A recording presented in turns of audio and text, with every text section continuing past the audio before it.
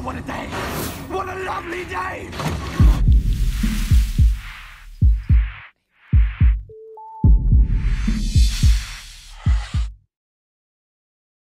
Welcome to Flat Earth Debate. I'm your host, Nathan Oakley, and if you're new to this channel, or you've not done so already, be sure to subscribe and hit the bell notification icon to keep up to date with the Flat Earth Debate.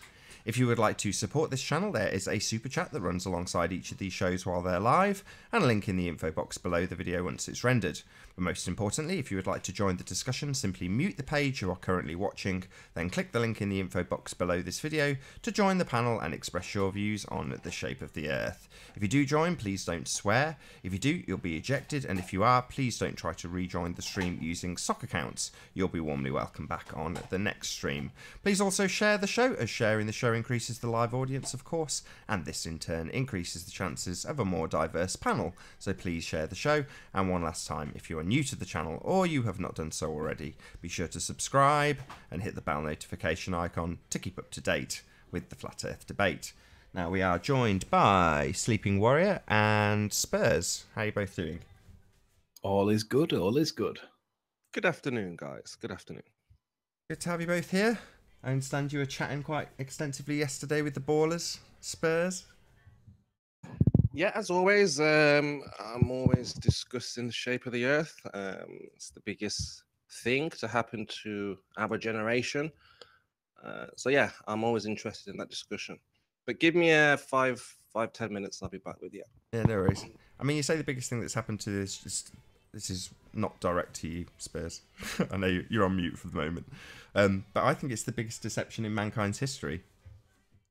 Yeah. The heliocentric deception is the biggest deception ever put on man.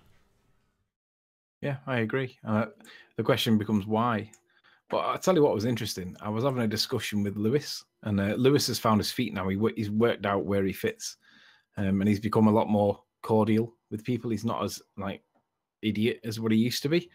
And I said to him, how is it possible that the education system that is the Western world, which is perceived to be the greatest in the world on Earth, be it English or American, who cares which, how is it possible that it can raise people that critically analyze, perceive, interpret the shape of the Earth?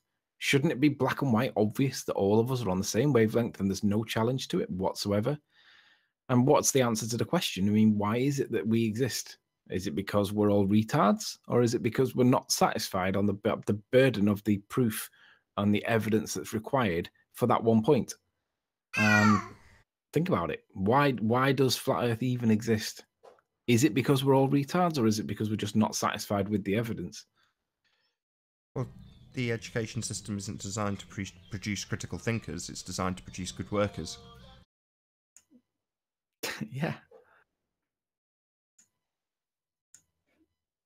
There we go. Just popping out the chat.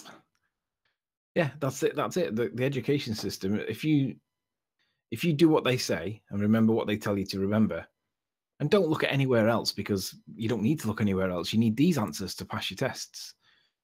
Then you're never going to have a problem. You'll pass your exams, and you'll probably get a reasonably well-paid job. You'll fit into a nice position in the society of the world we live in, and there won't be any problems. But when we were talking with what's his name, Philip, Philip realized and was honest about it that there were certain things that do undermine the position of a physicist studying for a PhD. He accepts that there are interpretations of some evidences that do cause him issue, and he said he was going to go away and look at certain things. And one of the things that I've asked him to look at is the idea that we have a molten iron core. Because on their model, once the Curie temperature of iron is met, it loses its permanent magnetic state to be replaced with an induced magnetism. But where does that induced magnetism come from if it's not the electric universe? And obviously the electric universe is not their model, so that means that's out the window. So what is the inductive force that is required by physics to make the molten iron core magnetic? And he's gone to look it up. Where does the magnetism actually come from? So he's going to come back in a couple of weeks with that, and hopefully he'll either put me right and show me the proof, or he'll come back and say I've not found anything. That would make it pseudoscience and therefore not evidence. It would be pseudoscience. So I see in chat there's convection currents, that's simple, but there's no evidence for it. There is no evidence that shows that molten iron will create its own self-perpetual magnetic or electronic field. It just flows. You can see it going down a mountain, a volcano. It just flows. It doesn't create its own current. It doesn't create its own magnetism. And yes, you could compare it to sodium if you want to, even though when you chuck sodium in water, it explodes. It's seen as not being similar in real world. But if in chemistry, it's seen as being similar. But it's clearly not, because steel or iron doesn't explode when you chuck it into water. So convection currents aren't the evidence that's required. It might be simple, but it doesn't make it true. That's the order of the day. See something and then give it a name. Yeah. There's heat in the earth. It rotates. Liquid molten iron rotates, ergo convection currents. Nobody disputes that there are convection currents. We don't really know what's under there, but I accept the logic and the reason for what you say. It makes sense logically. It isn't true because there's no evidence to prove that it's true. There's no evidence of anything below 8 miles. It's just all seismographs. And based on the interpretation of the seismographs, they admitted that they were wrong with their interpretations when they did the super deep coal borehole. So, yeah, you can claim whatever you want, but if there isn't any evidence to support it, then them assertions and claims can be dismissed without evidence too. Logic and reason isn't proof. Milu Lugu, Anthony, what's the Curie temperature for sodium? There is no Curie temperature for sodium. It's so low that there is a Curie temperature for sodium, but it's so low that it's like, I think it's about 80 degrees or something silly like that. It's really low. It's not really considered even on the table because it's so low. I can look it up for you. Let's have a look. Curie temp for sodium. I think it's about 80 degrees or 90 degrees, but it's so low, it's not even Curie point. Curie point for all the elements in the table. So let's have a look. Sodium.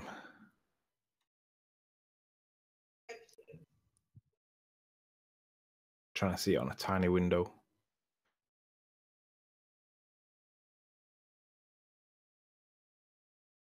Okay, so Anthony, Debbie will come on.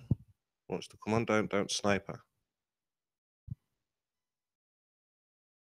So its melting point is 97 degrees. Sodium. Anthony, you hear me? Yeah. Yeah, we heard you. What name's she coming on as? That's Debbie. Debbie. Right, okay. She normally joins with a troll. Somebody joins in her name, though. That's the only trouble. Yeah, press that link now. Come, go, quickly. Speak.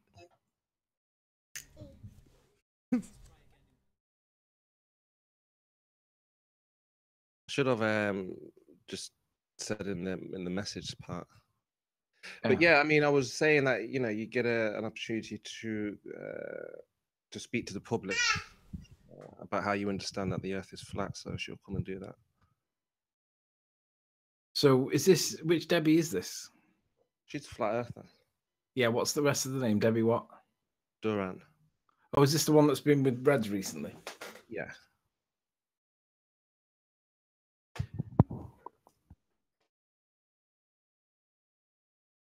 But yeah, they've been giving a hard time, giving all of us a hard time, or trying to anyway. But she knows her stuff.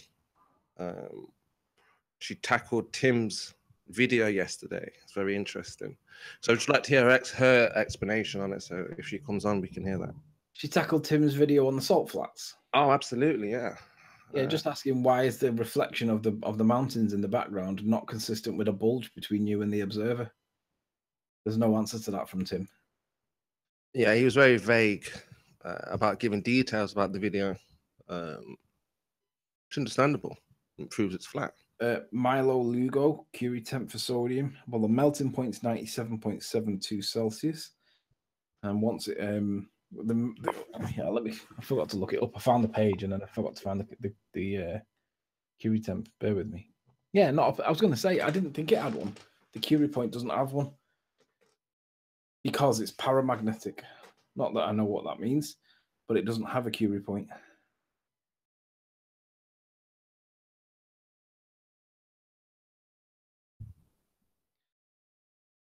Are you going to the convention tomorrow, Spruce?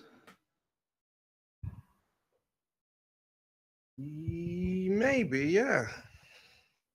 Yeah, good possibility. You looking forward to it? Yeah, certainly am.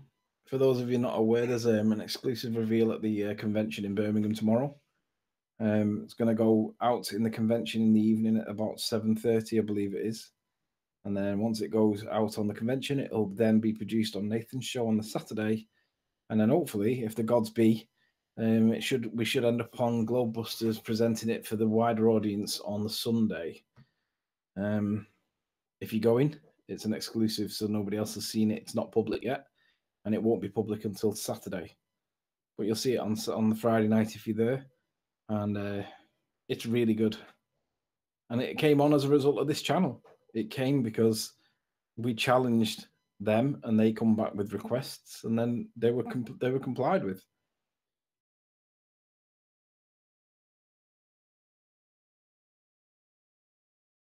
Dark Star says it's not just the molten core they have to be incorrect about, though, Ryan Vincent.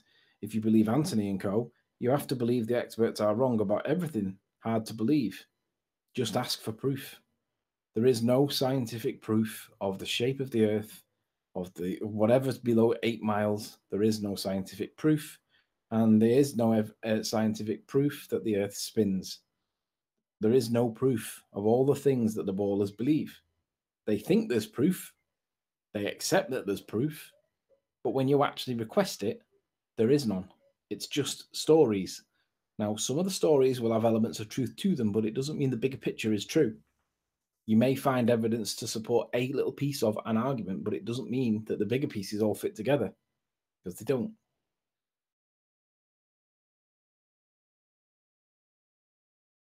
Debbie debunked Tim's video by pointing out she couldn't see any fish or buffalo.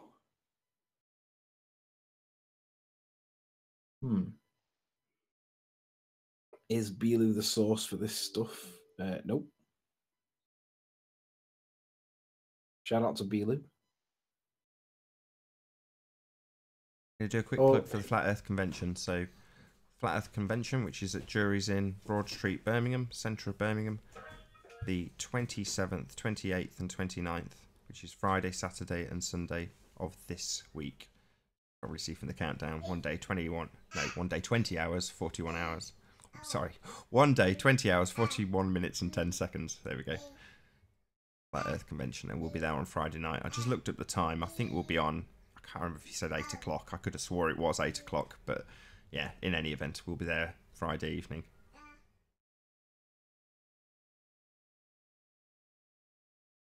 Where's Debbie, Spurs?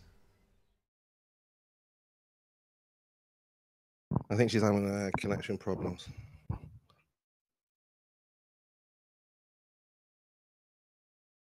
I think there's two arguments. I think there's a confusion with the ball earthers.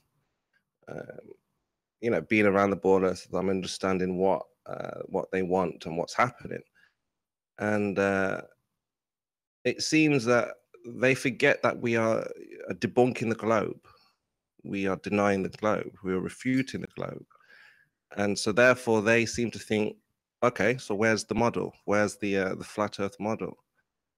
So there's two arguments. There's an academic argument with those who want numbers, calculations of how the flat earth model works. And then there's the argument of proving that we do not live on a spinning ball. I think that's very important that we stress that, because when we watch Jeranism with Aaron Ra, if the debate or the argument was strictly, here's Debbie, yeah. If the argument or the debate was strictly about the globe. Hello, everybody. Hi, Debbie. Hey, Glad Debbie. you could make it. And hey, Nummy as well. Hello, thanks for having me. Yes, You haven't tried joining this chat before, have you? she has. Yeah. It's just that you have Yeah, an active soccer briefly. account that goes around playing, like as you join, it's playing music or playing something in the background. I just wondered, might that have actually been you? Did I place? I don't know about that. Yeah, it's probably a sock. It's okay. Oh, it's definitely a sock. Somebody's basically recorded you, Debbie, on Discord talking about how the stars don't prove something, and they've just recorded it so that as they join, that's playing, and it sounds like you. Okay, so like I say, with the Jeranism and the Aaron Ra debate, if that discussion was strictly about the ball, obviously Aaron would have lost, and he would have stopped asking Jeranism for a model. I think that seems to be the ploy. It's to ask them for a model, ask them for the numbers, and we've never claimed that we have a flat Earth model. It turns out those Spurs that they don't have one either. Well, that's the thing, you see, this is the point. If flat earthers, when they go into debates, they discuss, the shape of the earth, which will in turn prove that you're not on a ball. So then they have to ask the question, where do we live? And then they can start to figure these things out. So what can we do for you then, Debbie? Well, no, she was discussing with Tim. What did you make of Tim's video yesterday, Debbie? Did you watch it? I think he stepped away, maybe. Yeah, she must have stepped away. Connection.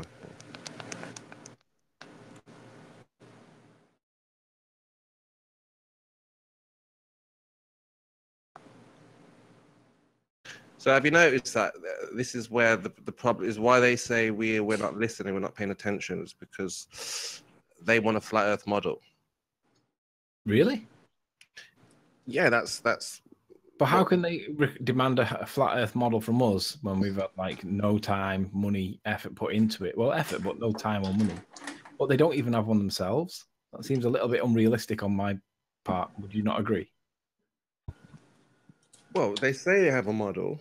Yeah, they don't know. They have the rumpus that says they had a model. Sorry, they have the rumpus that admitted that they didn't have a model. And they have, who was the other person? I believe, on the top of my head, I believe it was either Philip or Jeremy. I can't remember which one it was. But they basically told that we didn't have a model. You had to put pieces of the jigsaw together to get the model. So they don't have a model. Yeah, they just have more pieces of the jigsaw puzzle in place. And so then they claim that that's some kind of victory. Yeah, but they say things like the model works. It works. Only some parts of it work, not all of it. No, but when they say it works, what do they mean? The parts they want you to look at work. What they mean is that they're claiming that it's logically consistent with itself in all aspects, but in fact, that's not true.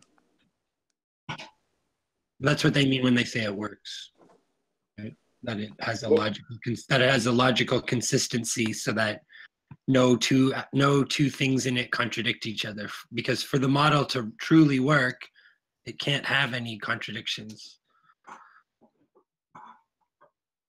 Okay, so just briefly explain why you say it doesn't work. Because they always point your eyes in a particular direction and then the part that works. But if you look at the lunar eclipse and watch what's supposed to happen and compare it to what actually happens, that does not work. They claim it does work, but it doesn't. So if anybody wants to see a problem with the orbital mechanics and the three-body problem, look into the lunar eclipse. You'll see that it's not consistent. Or things like the lack of Coriolis effect and the fact that there's no plausible explanation for how the atmosphere could be rotating with the Earth. Those are other ways that their model doesn't work. Is PMARS permitted? Permitted? To join? He wants to join. I believe Nathan's view is that it's free to join for anybody. Yeah, check your Skype, P. Even PMARS. Debbie, is your mic working? Yeah, I just cut it off because I was outside.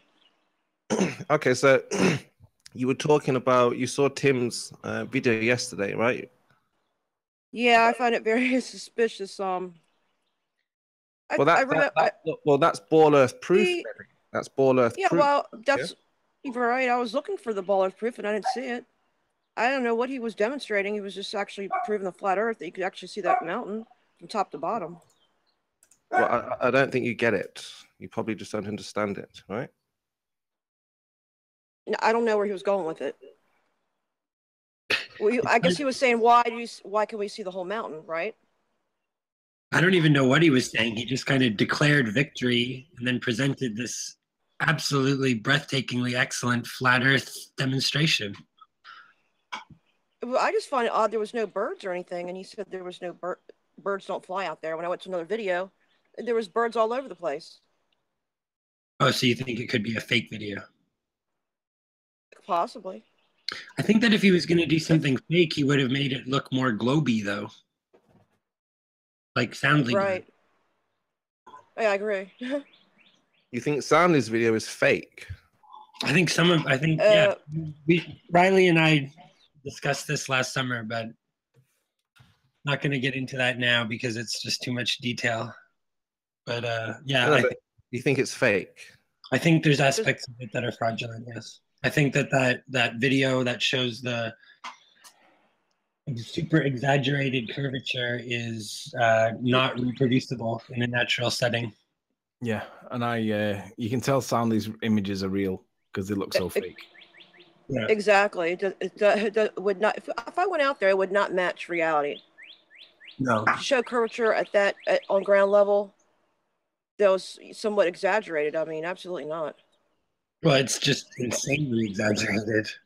Like, even if the Earth was curved, it would be like, I don't know, a tiny fraction of the curvature that he shows in that video. But I'm just saying, like, you're not going to reproduce that kind of photography in reality, right? Like he's like the only person in the world who's ever managed to. Well, I congratulated him. I said, "Well, yeah."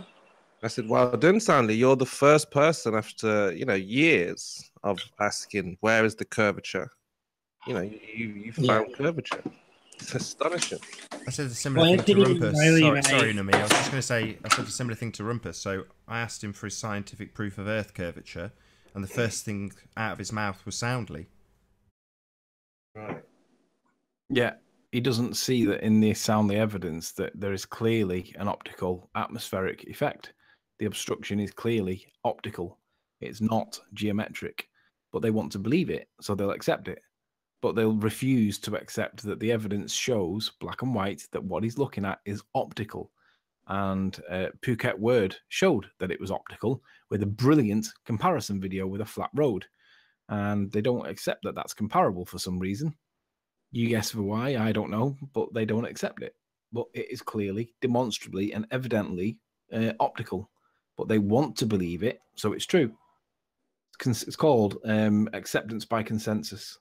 Yeah. Well, we found the telltale signs of fraud all over that stuff. I mean, it's very difficult to prove it definitively, I suppose. I mean, it just comes down to somebody's a judgment call of discernment by the individual, but there was a lot of fishy stuff going on for sure. Absolutely. I have like some of the historical images of that bridge from different elevations, different angles, and there's like just no curve. Yeah. The water doesn't curve. Yeah, there's no curve.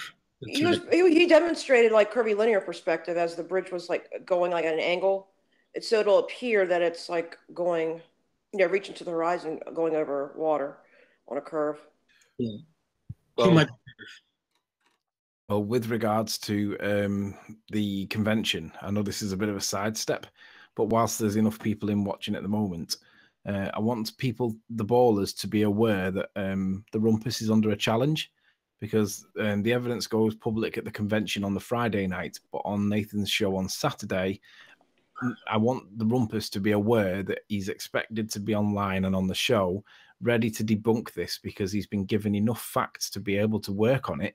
And it's been requested of Rumpus to tell me what conditions would be necessary to recreate the facts that he's been told. So let Rumpus know that he needs to be free on the Saturday. And I think what I might actually do is not even release it on the Saturday unless he's actually there, because I want to hear what Rumpus says about the narrow window of observational requirements necessary on his predictive capabilities model to tell us how we can see what we can see. He knows the facts. He doesn't know what time of day the image was taken. He doesn't know what the conditions were.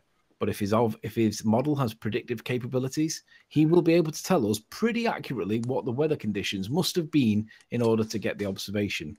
So for those of you that have not seen or not heard, Rumpus needs to be online on Saturday on Nathan's show for the great reveal, and then he can come armed with his evidence to show what the weather conditions must have been in order to get that. If he's not there, we might leave it till Sunday. He needs to be there because he's the one that thinks that it's totally explainable and I must have made a mistake because I've been 100% wrong or 100% of my time. And I'm challenging him with his predictive capabilities of his model to come and present the proofs necessary or the explanation necessary to match the evidence. This is going to be revealed exclusively on the Friday, which is the 27th, this coming Friday, at Jury's Inn, Broad Street, Birmingham, at about 8 o'clock. So get a ticket. You can get day tickets, day passes. That's available on the website, which is www.flatearthconvention.co.uk. Sorry, flatearthconventionuk.co.uk. And yeah, pick up a ticket if you've not got one already.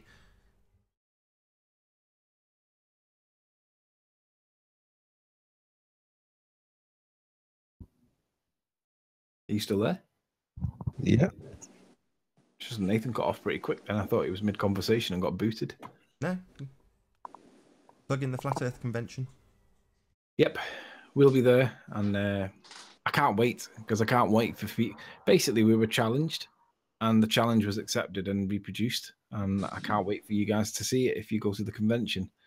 It is glorious, and there's going to need an awful lot of magic maths to explain it. So... If you haven't been to the convention or you're thinking of going, make sure you do go, especially on the Friday night, just to see it, because you'll see it before the Rumpus does. And anybody that sees it before the Rumpus gets the advantage.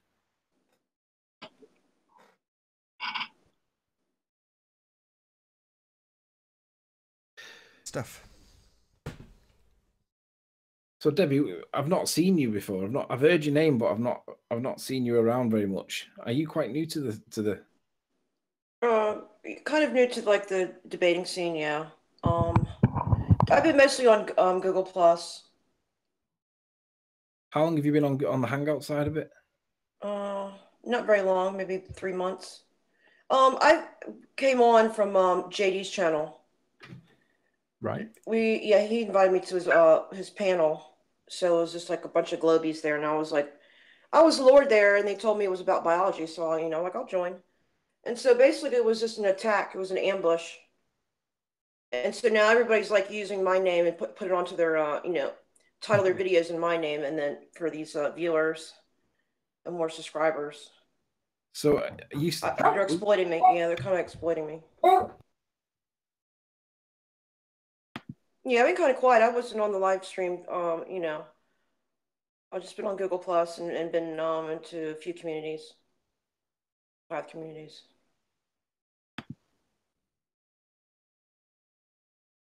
I've seen all your videos, so you're doing great work. I commend you on doing these debunk videos. You've been keeping up to date with the flat Earth debate? Not all of them, but just a few here and there. Yeah, it's a pretty good show. Yeah, there's a lot of good debates out there. You want to tell about those calls you've been making? The calls. Yeah. I've just been calling a few places. One being the American Express commercial. They say the world is not flat. So I called over there to find out why they were using the flat Earth concept for the commercial. So they wouldn't let me get a hold of anybody in the marketing department. So I just spoke to the representative, and I just went in through a few aspects of flat Earth. And she was kind. She listened, and she wouldn't comment at all on how she viewed the world, how she perceived it, and what she was taught. So I was like, That's interesting. I made a few calls to NASA over there at NOAA and NASA, and I spoke to a few engineers, but I didn't get to record those calls. I'm going to make some more calls though. Make sure you record all stuff like that you do. It's very interesting and valuable stuff to share. Yeah, I just got to, yeah, I've been working on the Audacity app, so I kind of get familiar with it. Yeah. I love stuff like that, like like Robert Bassano. Oh, yeah, I love him. He's great. Well, all his calls and stuff like that. I think that's such a great approach to making content on this topic. He exposed Sophia, didn't he? Hubble. He exposed what? Sophia as Hubble. Yeah, that's right. Yeah. That was brilliant. Yeah, he definitely checked his facts and was basically saying it wouldn't fit in the cargo hold. So, and that was like one of the, should have made the world's record, I guess. That thing was launched in 1990. Yeah. Well, he called up posing as a physics student, and I'm sure he was, or not posing, but as a physics student. And he was asking this NASA guy about the physics of the orbit of the Hubble telescope, and kind of going, well, from what I've worked out, it should have crashed and burned. It should be long in the ground. And he's going through this with the NASA guy, and obviously he's taking him through the maths, and the NASA guy sort of shaking his head on the phone and going, right, well, that's very interesting. Doesn't have a clue that it's being recorded. Yeah, he figured out the telemetry data, and he said from the atmospheric drag, it would actually put it line of sight of the ISS, like 10 miles. Yeah, apparently John told me that he actually was a physics student at the time. That he wasn't just posing. No, I'm sure he was. Yeah, I heard he was supposed to be like, I think he graduated from MIT, and he's like into like the artificial intelligence. I think he was trying to design some type of lens to launch up there to capture something that maybe the other lenses don't capture. Yeah. So I don't know if it's true or not, and I tried to look at his credentials, and Mr. Bassano was saying that somebody stole his credentials. So I couldn't find any like a bio on him, but I don't know. He's supposed to be attending, I think, Maryland University. Yeah, I don't know the details, but I was talking to John about this yesterday after the show, because he did some calls and did some work with Robert Bassano apparently. Oh, you're talking about John? Okay, I stole some of his notes about the scientific method fine tuning. Yeah. Yeah. Yeah, he's done some great work on the scientific method and. Mm-hmm.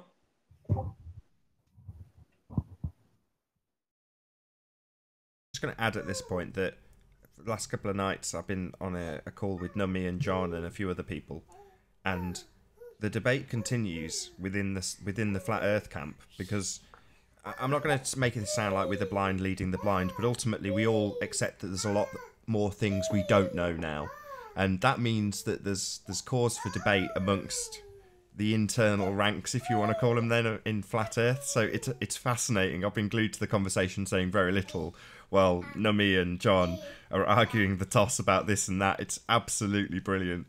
It's a shame it doesn't get broadcast. It really is. Yeah, I like debating John. Do you remember Mr. Bassano covered the SMAP satellite where it's just stopped? It rings a bell.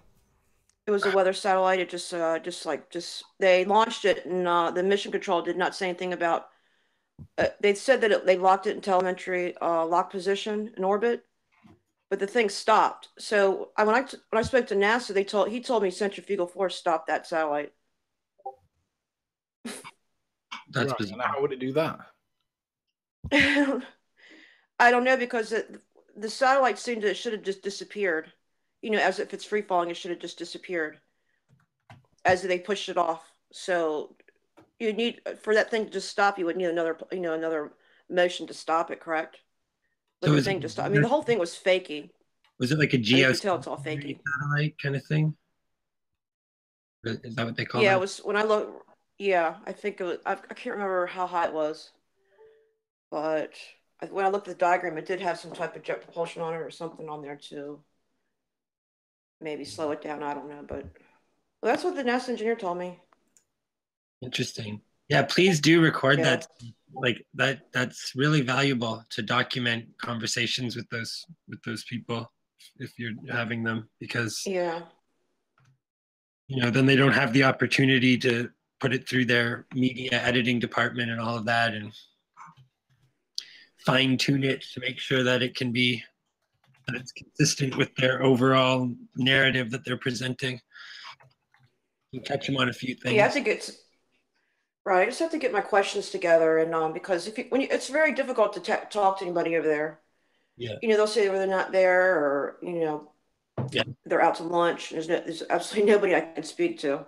So I just go in there and I say, my kid's doing a science project, and just want to make sure his presentation is legit. So when I get some more questions together, I'm gonna go. I'll ask. Yeah, they're definitely out to lunch.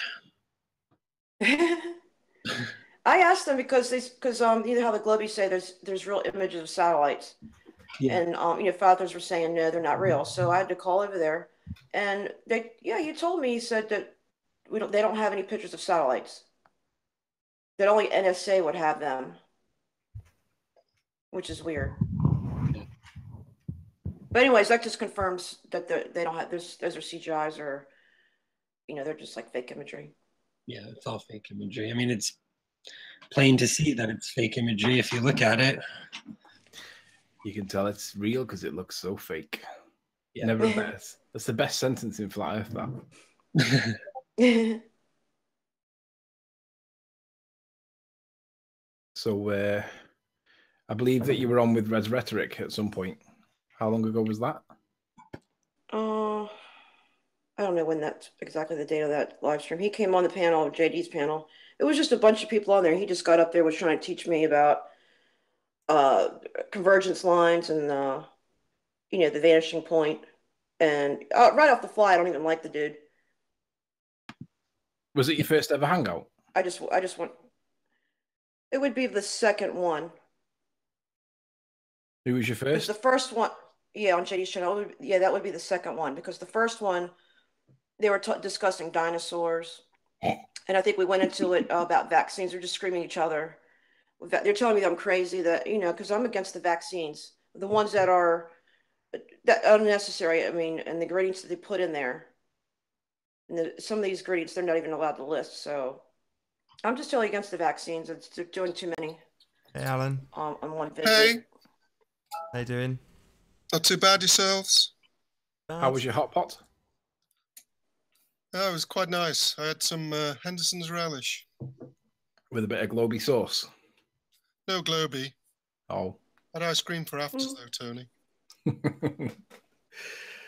I was having a discussion with the Rumpus after yesterday's hangout. It was all done by text rather than speech, but I was trying to get the point across to him that if Alan B's got 2 ice creams, I can't physically take 4 ice creams off him and leave him with -2 ice creams.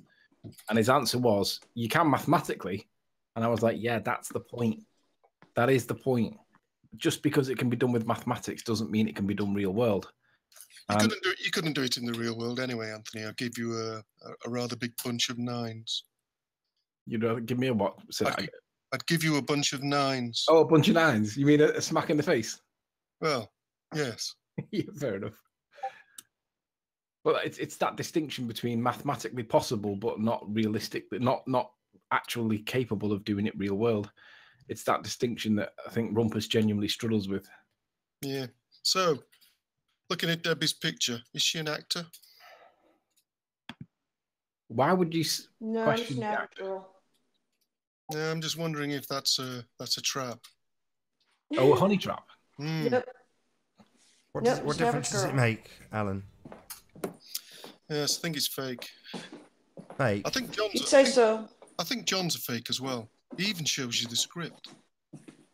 Well, there's citations. It's not a script. It's a script. Yeah, it's a citation. It's a book of proofs, right? He's an actor. All the world's a stage. So if you look at Debbie's picture and think actor, what do you look at? I Nobody's look at picture Debbie's and think. picture and think trap for all you lonely boys. Well, what do you look at? A trap. What do you look at and think with Nummy's picture? I think he needs help. Yeah. It's a horrible picture. I wish he'd change it. Are you going to help me, Alan? Pardon? About my picture, Alan. What does my picture tell you about me? Does it say actor? What picture? My avatar. Who's playing with things in the background? Yeah. So go on then. What about Nathan's picture of the sunset? No, not the sunset. My avatar. I can't see it at the moment. Oh, the one where you're on the set. Yeah, the one where I'm in a TV studio. Yeah, the whole world's a stage. You just wanted to be a presenter there. I trained as an actor. That was going to be my point. That sun reflection, to my understanding, can only happen on a flat Earth. Correct. If there was a bulge between you and the sun, that part of the water wouldn't get any light whatsoever because it would be behind the sun. Sorry, it wouldn't get any light, not water. Same problem for Tim's footage. If there was a bulge between you and the thing that you were looking at, the mountains in the background, it would be reflecting something other than, well, the mountains. Yeah, I find his shadows were a little off. I asked him where the sun was positioned. It's like, what does that matter? Well, I'm trying to break down his footage and look at everything, find like anomalies, and there was like a shadow from the tripod, but then it didn't match up where the mountains were. The whole thing looks strange. I think like he just raised the thing up very slow and then just kind of zoomed in slightly.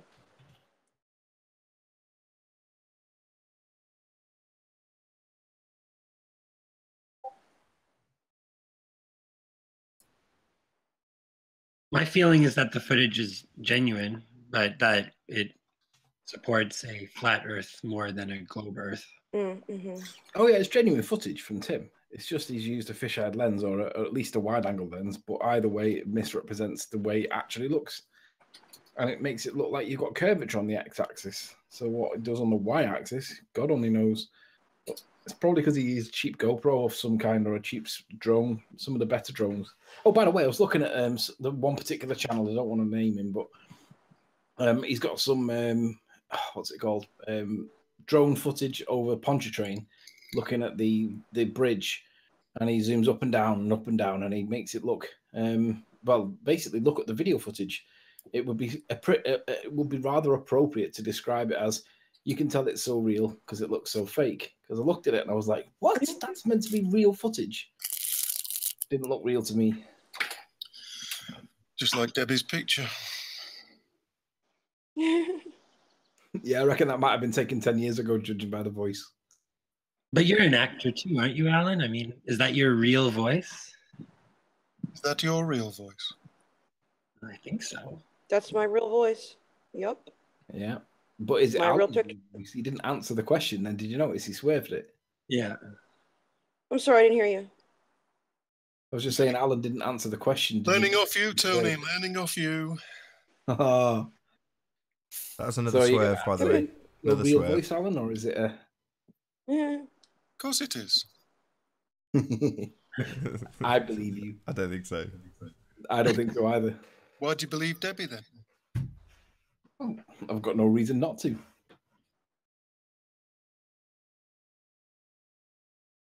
Go on, say it. I've got no reason not to for you as well, right? It's up to you. I don't care what you believe. We don't mind if you're an actor, Alan. It's okay. You're free to believe what you want. Toast to the fire. That sounded Irish. Did you What a watch great the show, eh? And my picture was taken in 2015, so I don't know why you have a problem with my picture. We don't all have a problem. People hide behind cartoon pictures and whatnot, and I don't poke at them at their pictures. Your Turn the picture is camera on, lovely, Debbie. Nobody has a problem with it except Alan. I was going to say, let's not use the word all. I don't think he's got a problem. I'd take that as a backhanded compliment, him saying you're an actor.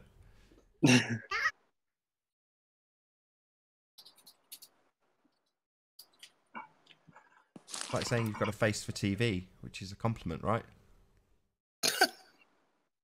Alan's got a face for TV. Oh no, Face Radio.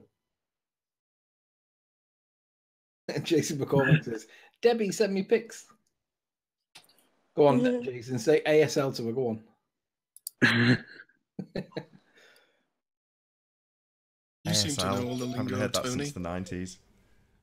I was just thinking back to when I was a kid, yeah. ASL, age, sex, location. That's it. No, Debbie's had a proposal. Jason McCormick says, Debbie, marry me. So, Nummy, whereabouts in the States are you? That actually has happened. Somebody in the chat, Jason McCormack, Debbie, marry me. You actually got a proposal. Unreal. No, thank you. Not looking for a man right now. Anthony, I've told you like at least 20 times that I live in Canada, I think. I just always assume that you're an American for some reason. I'm in Virginia. I keep telling you that over and over, and it just never sinks in. It's interesting. I know, but you do sound like an American. Well, we have the same, very similar accent to the American. See, Especially here in I'd take that Toronto. as a backhanded insult. Yes, nothing sinks in, does it, Nummy?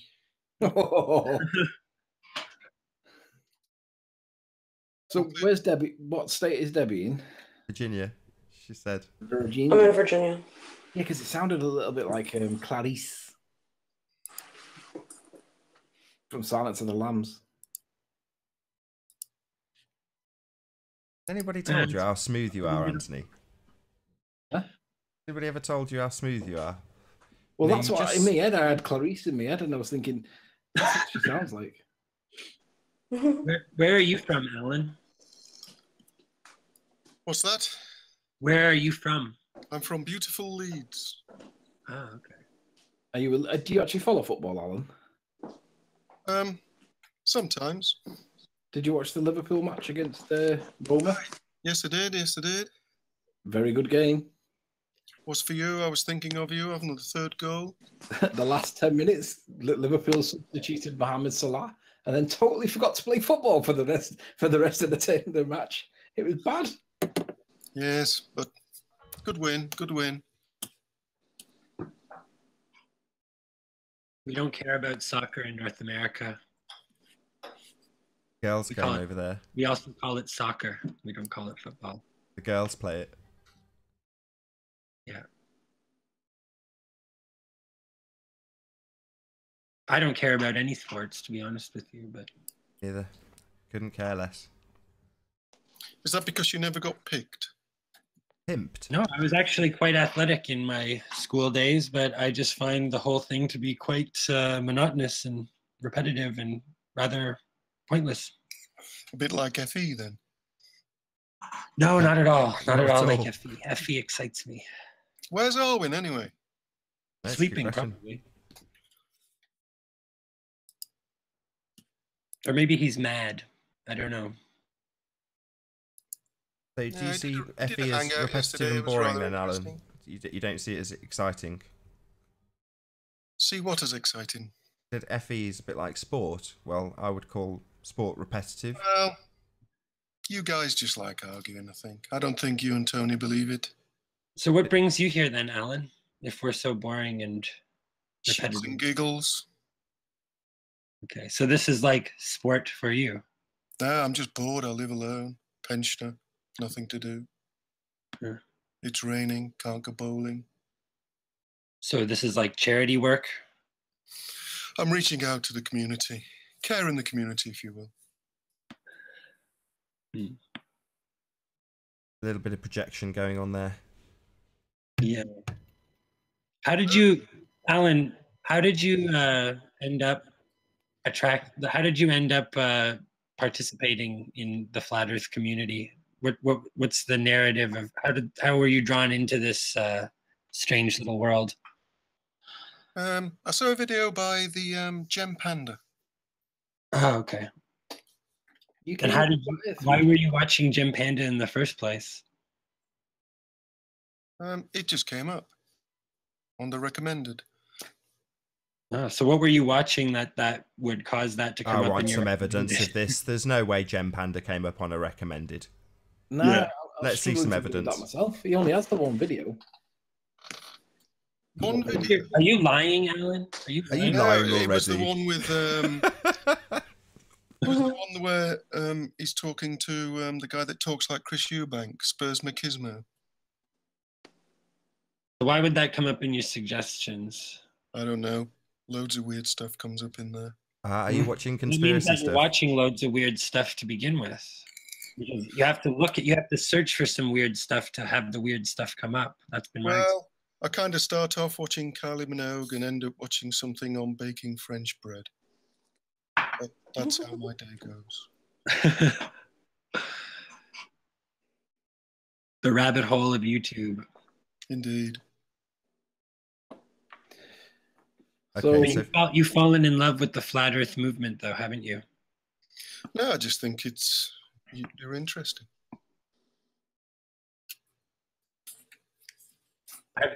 Are you still a glober, or are you? Does it matter? Well, it doesn't really matter. I'm just Yeah, curious. it improves your chances of not being kicked if you're on our side.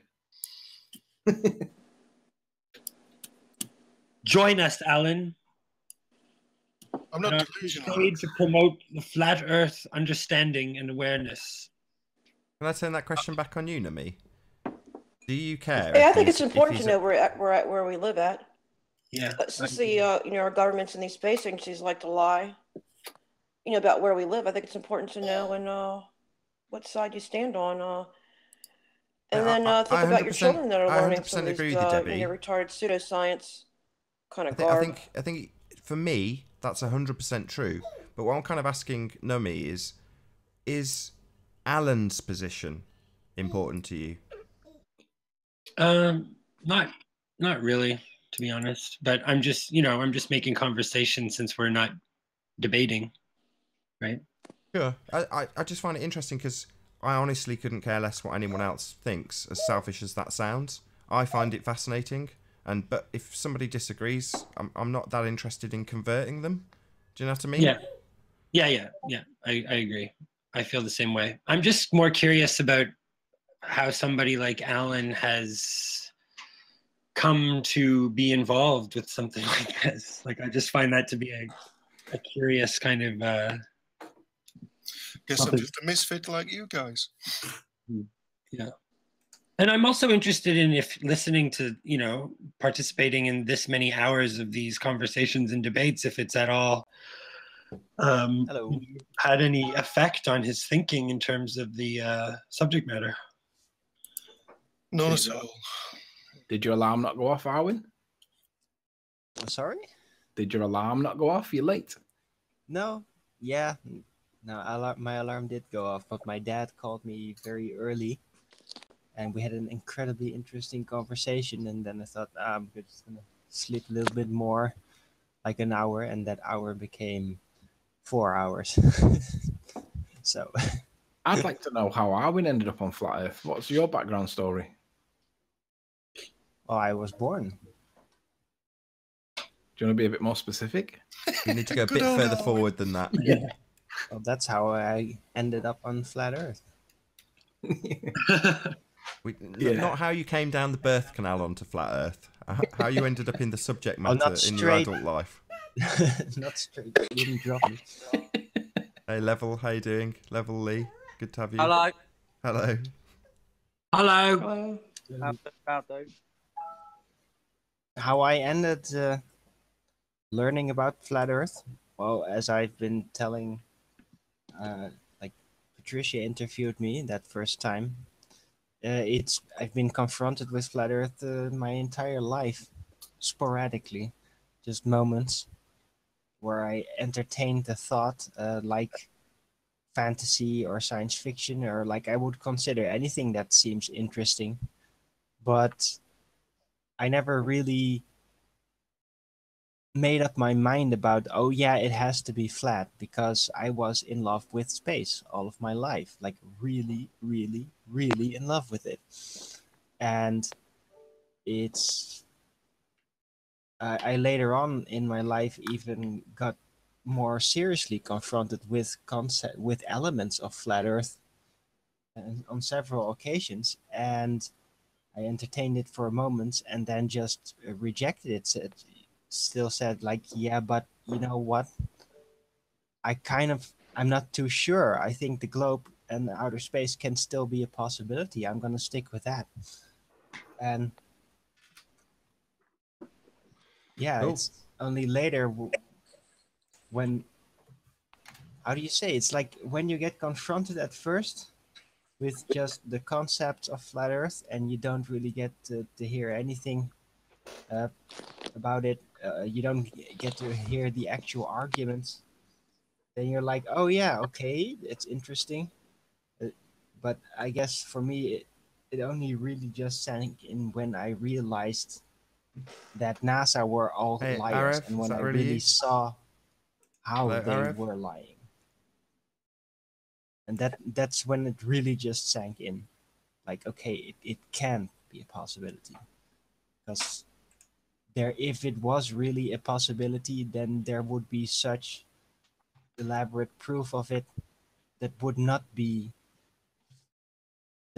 have mistakes in it, would not have inconsistencies in it, would be very obvious. And it doesn't seem to be. Cool. Hopefully we'll hear from Lee in just a few moments, but I'll do a quick link. So we've got about an hour left on this live stream. I hope you're enjoying the debate thus far. If you're new to the channel, be sure to subscribe and hit the bell notification icon to keep up to date with the Flat Earth debate. If you would like to support this channel, there is a super chat that runs alongside the show while it's live, and a link in the info box below the video once it's rendered. But most importantly, if you would like to join the discussion, simply mute the page you are currently watching, then click the link in the info box below this video to join the discussion and express your views on the shape of the Earth. If you do join, please don't swear. If you do, you'll be ejected, and if you are, please don't try to rejoin the stream using sock accounts. You'll be warmly welcome back on the next stream. Please also share the show. Massive thanks to those who've done so already. Sharing the show increases the live audience, of course, and this in turn increases the chances of a more diverse panel. So please share the show. And one last time, if you're new to the channel, be sure to subscribe and hit the bell notification icon to keep up to date with the Flat Earth debate. There is, as I say, about 1 hour left on this live stream. What's your story? Is it Level Lee? It's Level Lee, it is, yeah. Well, I've listened pretty much to every show, and I thought I'd join in today because I broke my ankle at the weekend, so I'm laid up at home. Broken Nothing ankle? to do. Try and get on for once. My first ever time coming onto a hangout, so. Really? Me. Good to have you, man. Well, that's really great, because that's the main reason why Nathan has the open link, so that people like you join just by clicking a link. Well, I ain't gonna lie, it wasn't quite as easy as that. I'm not that tech savvy, but I did press the button a few times and eventually got on. Here we go. Nice. Ah, Well, so thank did you for get joining kicked us. a couple of times? I don't know. I don't know what was going on. But No, you I know, don't think here so. I I think he's just joined successfully by the looks. got on there. Yeah, I got into Flat Earth about just over a year ago. Standard stuff, speaking in the pub. Told them that they were insane. Went home, looked about. Yeah, here I am now. A year in. And I'd say I'm definitely flat. So some blokes at the pub were telling you that the Earth was flat? That's interesting. Yeah. I've been into conspiracy. That's great. Oh, 9/11 thing, which All right, so you already had the bottom, basically. kind of there. A little bit dubious about the moon landings, but when they come up with that, I've kind of then gone into everything and looked into everything on the basic level. Yeah, Flat Earth really caught my interest. And, well, I think one thing is it's always resonated. I've always asked the question, why can't you see a curve? How come you can see so far? Blah, blah, blah. And then, yeah, here I am. But I'll let you lot carry on. I'll just sit and listen. That's great that you're open-minded and willing to look into it, where some people are just not open-minded about it. They just shut it off and think it's stupid. Yeah, my wife's. Yeah, I'm just saying that's great that you're open-minded. Yeah. Yeah. Your wife's very against it? Yeah, my wife hates the idea of it. Yeah. It's all games. But I've got 5 kids. So 5 kids? Holy You needed a PlayStation. I made 4. I made 4. The other one's the stepson, so I can't take full gratitude for him. But got 5 in all. You need you should have got that PlayStation when you were younger. Should have got some rubbers while you were down the pub. Well, there's nothing to do in the small village where I'm from, so you got to keep breeding, ain't you? So let's all guess where he's from. I think Alan and Nathan and myself can guess roughly where he's from, but do the other people on the panel guess where he's from? No idea. Me? No. Not too sure. Alan, do you know where he's from? I think so. Nathan? I think I've got a pretty good idea. Where do you think he's from? Somewhere South London, mate. Right. I'm not quite a bit further south. I'm Brighton myself. Brighton's south enough. Brighton, Eastbourne, that way. Brighton's on the south coast of England, below London, so I wasn't far off. Yeah. On the good sea, France. You sound like the main character from On the Buses. So you're a southerner. I'm Southerner, born and bred. Savner, mate. Yeah, he's a Savner. Up the apples and pears. Hello. Hello. I'm struggling with the old apple and pears at the minute, with the old ankle. Cockney rhyming slang, you gotta love it. Everyone uses it. Everyone uses it. Yeah, yeah. The tip of the cap in it. It used to be used as like an insult, but now it's definitely a tip of the cap. Tip of the cap. How do I take my camera off? Just press the button at the top. If you hover over the top of the window, you'll see 5 buttons. One of them is end call. One of them is the microphone. The other one's the video camera. Oh, right. It's actually 6 buttons. But... I'm on my mobile phone. Oh, just tap the screen and the buttons will appear. Yeah, cool. All right. I'll leave you be. You carry on chatting and then I'll jump in maybe. I don't know. That's cool. Before the end of the show, something that offends kids. you will prop up. Started early? Yeah, I was 19 when I had my first. Wow. A nice surprise, I like to call it. A nice surprise. Oh. And then, yeah, he's now asking a lot of questions, which is good. My stepson... He's now just passed his driving test, right? Hey? He's now just passed his driving test. No, not quite. He's only... Oh, my God, he's 13. Yeah, he's getting there, and he's getting there. Yeah, it won't be long before I'm a granddad, I expect, if he goes the same way as me. Hopefully he doesn't, but you never know. Well, you live in a small village. There's not much to do, right? No, just pub. Good old English pub. Yeah. The British way. The British way. Yeah, but I've mentioned it in the pub. I think when I first got into it, a couple of weeks in, overexcited, mentioned it in the pub. So now I'm known quite locally as the local... Kook, yeah. I should have kept my mouth shut for a little bit. But now I quite happily sit and have a little bit of a debate. I wouldn't be able to hold any of my own against Osman or the Rumpus. I'm nothing like that kind of caliber. You just ask them for a proof and they go, what do you mean, proof? Well, that's one thing thing starts falling apart. That's one thing I've definitely learnt from you on this show. So, yeah. Well, if you tell that to Rumpus, he's actually just going to ramble on forever. Rumpus has been asked for 100 times. Has he got any scientific proof of Earth curve? And he hasn't got any. Oh, no, it's crazy, isn't it? Really. 100. Nathan keeps saying over 2,000 years, and there is nothing really to come back to. Especially, I'm more inclined to say 500 years. Hello. You're right. Hey, Renty. Everything all right today? Yeah, it's all very calm. Oh, we got a nice blue sky here. No chemtrails. Yeah, we're just having a powwow today, passing the peace pipe.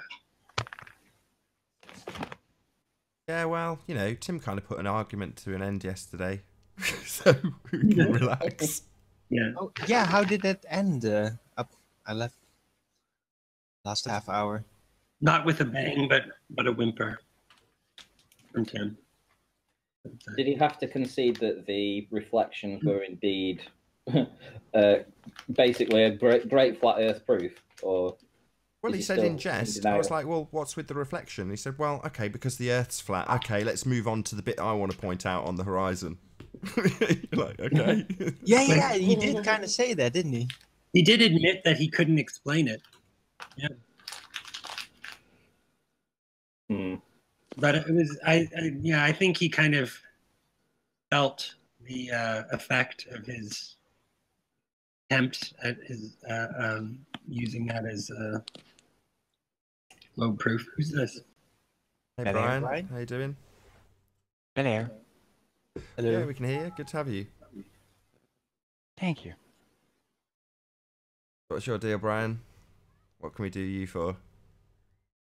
Well, just dropping, but I seem to be having trouble with my mic. Bear error. So what about some One moment, please. Okay. That's the voice of Phone Jacker, isn't it?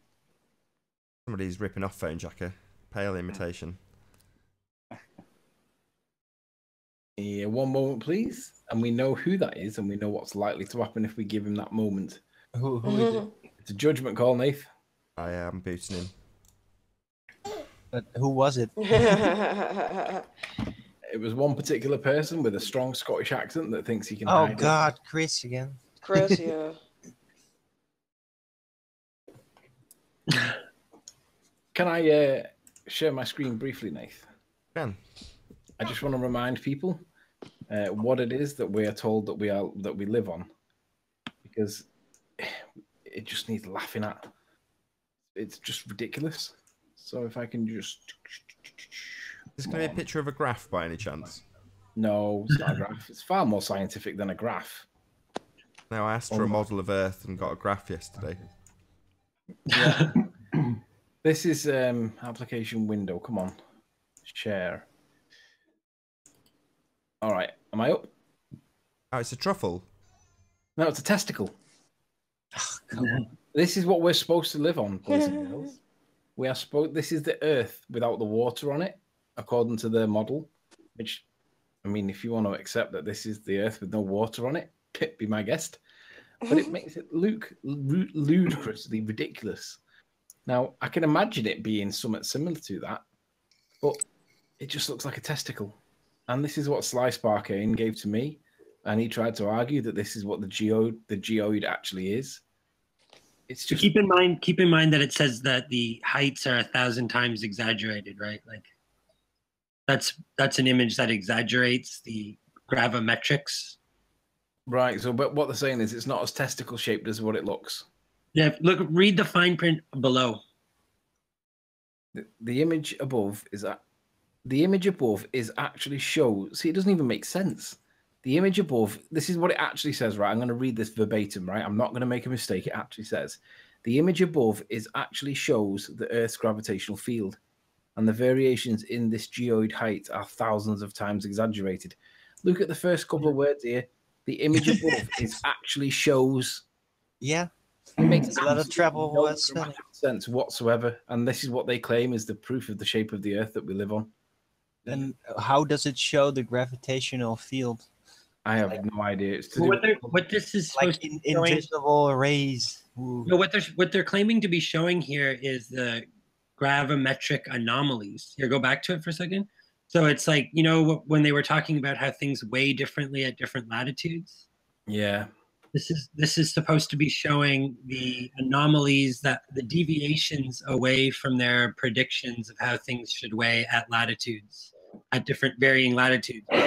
That's how you can measure the gravitational acceleration at a given spot, right? And this is what I was trying to argue the other day with, I can't remember who it was now, but that basically this gravimetric map that's supposed to follow latitudes is just made of anomalies, right? That they explain away with other theoretical, unproven explanations, like you know, they'll claim that the density of the rocks 50 miles underneath the ground is what's causing these anomalies. But if you were to just consider it purely based on this gravimetric data, then this idea of that, then their model of how things should weigh at latitudes actually doesn't work. You have to insert all these other hypothetical, theoretical variables in order to actually iron it out, right? Well, the only way, in my honest opinion, to truly measure the gravity or the downward force in a reliable way would be in a very stable pressurized room at a great altitude and at a great depth, like underneath the earth, very deep. But it has to be perfectly pressurized at a perfect pressure setting and then only would you have honestly you could get the same results that would be honestly measured. So the conditions have to be perfectly the same in the surrounding to be able to be certain that there is a difference in gravity. Yeah, well, I don't even necessarily think that, I mean, for instance, I don't think that they've done this on the Antarctic continent like they claim to, right? And so I think that that this could very well just be fraud, or partially a fraud. Maybe it has a myth, the partial truth and partial fraud. It seems. But I mean, I'm just saying, if we like this, all I'm trying to describe is what this geoid image is actually what they're trying to say that this represents. Which website was it from? This one on screen? Yeah, the one you're presenting, yeah. Ourplnt.com. Right. To be fair, I could go and register right now. I could probably go and register our abcd.com right now, right? And I could put any old rubbish up there, right? And have somebody in 6 months' time referencing it and saying, this is proof of this, right? Just, it's not a valid source. I think that this originally comes from NASA, actually. Hey, No Globe, how you doing? But this geoid image is based on NASA data, but they claim to have actually done this. If I don't know, if I'm remembering correctly, and I'm not necessarily 100% certain, but that they actually use apparently gathered this gravimetric data from satellites. How? It's ridiculous. Well, from the slight deviations of the orbits, right? How does that make any sense? I don't think it makes any sense. I'm just saying what they said. I don't believe any of it. For me, it just seems ridiculous that supposedly on a very high mountain, there should be less gravity. Like, if I'd go on a very high mountain, then I might get a little lightheaded. Not light entirely, but lightheaded because the air pressure goes down and everything. But you wouldn't actually be lighter on your feet at all. I don't think anyone has ever experienced a change in how you stand on your feet as you're climbing a very high mountain at all. I think that they're claiming that the maximum difference that of weight possible is something like only 0.5% or something. So it may not be something that you would feel if it were the case. Again, all these insignificant amounts. Yeah, it's all just hidden in the folds, but then it's all just, when it doesn't match, then it's just anomalies, more theoretical nonsense. It's funny because I think somebody from the Globe Earth side in a few days ago or last week or something kept citing Cody's lab as having provided evidence for this different gravimetrics at different latitudes. But when I actually watched his video, and the result that he predicted based on a change in latitude was actually, what he found was that the weight was actually way off what it was supposed to be. And then he was just claiming that, oh yeah, it's because the density of rocks 100 miles under the earth is such that it creates this anomaly, right? And so yeah, everything's just perfectly normal and good. It's just the rocks 100 miles under the earth that are causing the anomaly. 100 miles, but did they go there? Don't quote me on 100 miles, but it was some depth under the earth that they've most certainly never been, right? They've never explored. There's no. But how could they then know what is supposedly there? Because they did sonar measurements, right? Where they know the entire composition of the core through sounding, right? It's just this is what I'm saying. It's just it's just built up on all these unproven, unfalsifiable conjecture. So when they didn't echo, but I don't think they can even really get any reliable data about that beyond 10 miles or something. Not even the deepest hole that's ever been dug was not even 10 miles. No, but that's a physical hole. But if you're going to echo basically the Earth and see the densities, the different types of rock types that are in there, the sediments, all that, then you could probably, like, with a very, very powerful echo scanner, you could probably get no deeper than 10 miles. I don't think Or you it gets blurry. I don't think you'd get anywhere close to 10 miles. I mean, no, they'd have. How I'm are not too sure. Don't quote me on it. So.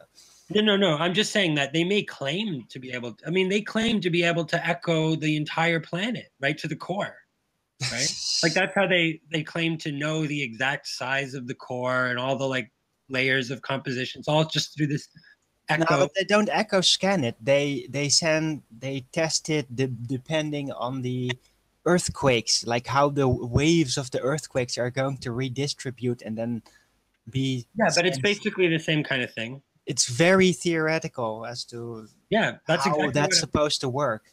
That's exactly what I'm saying, Arwen. I'm saying that they've got this model of gravimetrics based on altitude, but then every time there's an anomaly, they just explain. Then they defer to this model of the Earth's core that there's no proof of at all, right? So it just shows you how they just build conjecture upon conjecture upon conjecture, and it's all they do a rumpus basically. Yeah, it's all untestable, unfalsifiable. None of it's scientific in the least. It's all just. Let me ask a hypothetical question, right? If you stood on the peak of Mount Everest, according to the gravity at concept, would you be heavier or lighter because of because you're flying away from the mass? Lighter. You're supposed to be lighter. Are you sure? Yes. That's what their position is? Yeah. In theory, does that therefore mean then that the mass of the Mount Everest that you are stood on top of has no effect on the gravitational pull? Because wouldn't you expect your gravity to be stronger because you've got the mass of Mount Everest underneath you? Well, no, because it's insignificant. Slightly. The total mass of Mount Everest would not be enough to compensate for the total mass of the Earth, according to the gravitational pull theory. Well, it has more to do, and also like the argument that we were having last week or a few days ago or whenever it was, that it's the centrifugal force based on latitude is actually having a stronger effect than something like Mount Everest. Oh God, not a. Well, this is what I mean. That's what I'm talking about when I'm referring to the Cody's lab experiment, right? Like the idea of this gravimetrics based on latitude has to do with centrifugal force, but then they also have these other variables like the composition of the rock layers directly underneath where you're standing that give them all, the wiggle room that they can explain any result, basically.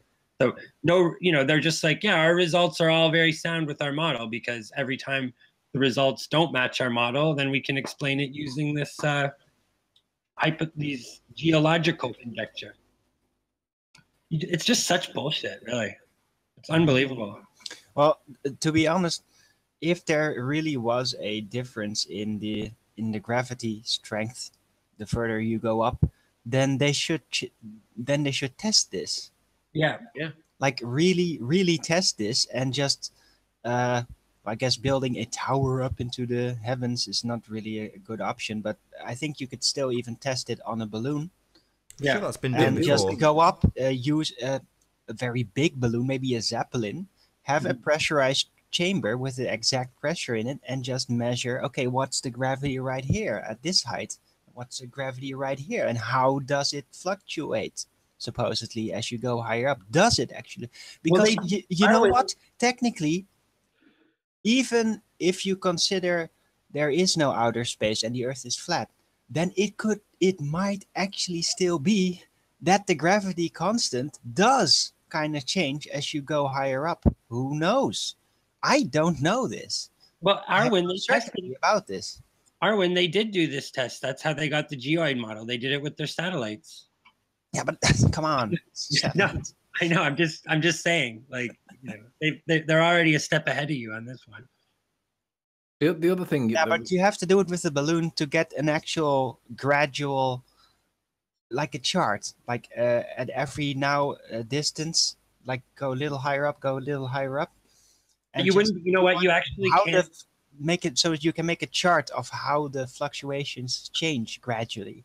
You can't actually, you wouldn't actually be able to do that within the atmosphere because there's too much air turbulence. Like, it's like, say if you... No, you could do it. No, in a Zeppelin, with a pressurized chamber, then within the chamber, as long as you don't accelerate in any type of distance. But you can't. As long as you can keep a stable relative speed, and you can test that with air bubble and everything, then you can still get a stable enough environment to test the gravity. No, you can't. There's too much. There's tiny little accelerations up and down when you're aloft, right? Like if you're ever on a plane or you do it on a hot air balloon, if you take a digital scale, that's really fine. If you put something on it, if you make sure it's level, and you put something on that scale, it just fluctuates. Yeah, but you'd have that. The problem with a digital scale in a plane is that the engines of the plane create an electromagnetic field which influences electronic equipment, sensitive electronic equipment. So you'd have to put it inside a Faraday cage, and you'd have to put it inside other shielding to stop the effects of that. Then it would be credible, and that's the reason why the Xbox effect, a video by Wolfie, is not a credible video for that exact reason. It still wouldn't be credible because there's these tiny accelerations up and down due to air turbulence. Sure, like you're not going to get like it to be, level and totally stationary like it would be on the ground. Like the plane's like vibrating basically, right? Yeah, no, but the other thing is he shows that there's like a couple of grams difference between the two weights in the different directions. And if that really was the case, that scale we should be able to repeat easily everywhere. And that's a massive change. It should be micrograms that we're observing. It wasn't. It was grams. Ridiculous. Yeah. Well, I'm just saying that I don't think that. I think you'd have to do a lot of experimentation and be, testing the error margins of a lot of different variables in order to come up with any kind of credible weighing experiment in a flying aircraft of any sort. Because there's too much. The air turbulence is causing accelerations up and down at all times. It's just unavoidable, right? There's just little tiny pockets of air that are basically you're just vibrating. Like you can see it in the Cody's lab video, right? He actually also tries to do his experiment when he's in a plane, right? And the scale's just fluctuating all over the place. He can't get it to stay in one spot. And I don't think it's due to an electromagnetic field created by the airplane. I think it's due to air turbulence. Well, it's created by what I'm saying is there's numerous things that influence what happens with that particular piece of equipment, and it isn't reliable to say on its own without any shielding it is an accurate measuring device because it's not. Yeah, well, I don't even think any amount of shielding could prevent the micro accelerations. Anyways, I've already said that. But. This is why NASA use satellites as the bullshit that goes along with this. Yeah, exactly, because they avoid the air turbulence problem. Right, and they always tell you about these reference frames that are travelling that you can't detect any motion in. And I've said this on one of the other Hangouts. I've been on all forms of transport, you name it. I've been on it all over the world. Fast planes, fast trains, you name it. Not one of them can I ever say that you would not know you were travelling at a great speed, because you do. Yeah. This notion that when you're in a fixed reference, i.e. you're in a sealed container travelling at a great speed, that somehow that means that you don't get to feel the inertia around you, it's just rubbish. Yeah.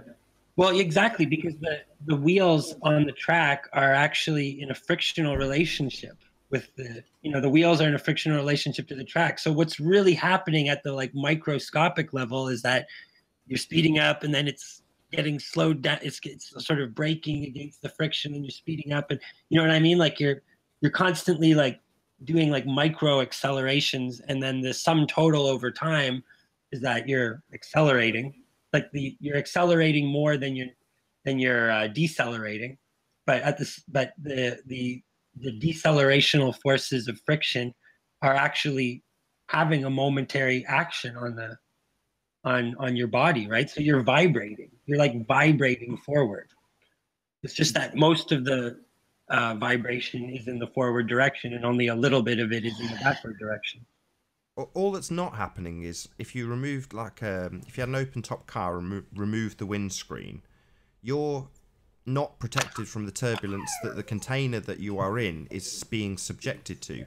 But that turbulence is still hitting the container and shaking the container with you in it. So yes, the container is sealed in the case of a train or whatever example you want to make, but that doesn't mean that the container's completely isolated from the outside influences of the things it's travelling through. Yeah. True. Anywho. Yeah, I guess the only way to really get a stable measurement is by building a Tower of Babel and to test if gravity is real. Yeah, or a space elevator. Sorry? Yeah, a space elevator, right? Yeah. Well, I love that idea. The space elevator is very fascinating. Yeah, they should try to build one. Well, it's not really gonna work now, is it? Because I'm No, I pretty mean, sure that there might be work. fluctuations in gravity, but there's no place where you can actually escape gravity, where there is no gravity at all. And that is kind of the necessity, because I think the space elevator was basically based on using the centrifugal forces of the Earth to keep the upper part launched away from the Earth to keep it straight. See? So that it would be so long that the outmost outer part would be outside of the gravitational pull, but letting the centrifugal forces remain, so that it would, yeah, basically stretch itself out. I think that was the concept of it. But that's not going to work. It's highly science fiction. So, yeah.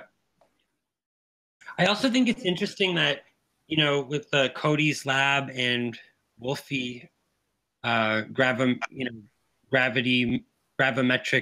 based on latitude experiments, that they insist that you have to use these cubes made out of particular materials, like certain metals. Like in Cody's lab, he uses a tungsten cube.